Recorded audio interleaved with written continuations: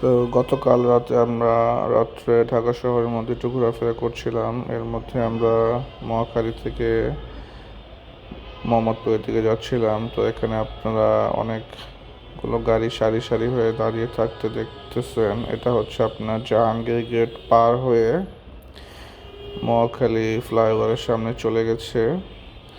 তো এই সিরিয়ালটা হচ্ছে আপনার ট্রাস্ট পাম্প ফিলিং স্টেশনের সিরিয়াল।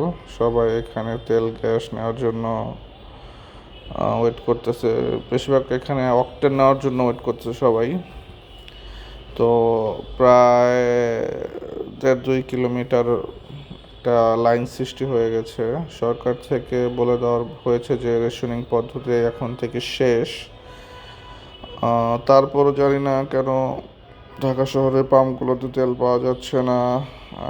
তেল যেখানে পাওয়া যাচ্ছে সেখানে অনেক ভিড়। এই হচ্ছে বর্তমান গতকালকে ট্রাস্ট পাম্পের অবস্থা।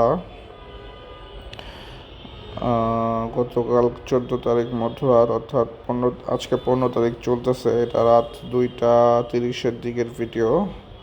আমরা যখন ক্রস করতেছিলাম তখন 2টা 30 বাজে। তো দেখতেই পারতেছেন গাড়ি আর শেষ হচ্ছে না, গাড়ি আর গাড়ি। এখানে হাজার হাজার private car, microbus, mini bus আছে। প্লাস আপনারা সামনে গেলেই দেখতে পারবেন বাইকের জটলা শুরু হবে।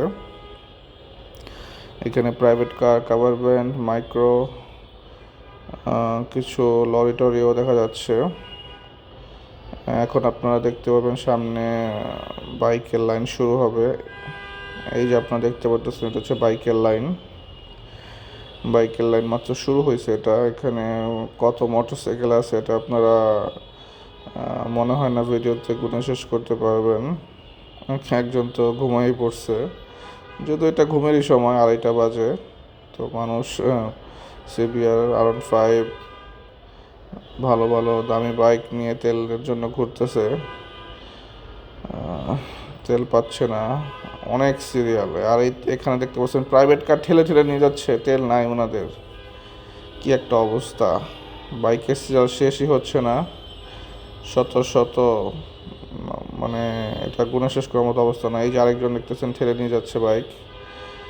প্রায় 500-700 বাইক রাত 2:30 বাজে এরকম সিরিয়ালে আছে। জানি না তারা সেহেরি করতে পারছে কিনা, কারণ যেই সিরিয়াল, এই সিরিয়ালে তারা তেল কখন নিছে বা তারা বাসায় কখন গেছে, তারা সেহেরি করছে কিনা। এই রোজার দিনে এই দুর্ভোগটা আসলে খুবই সিরিয়াস পর্যায়ে চলে যাচ্ছে।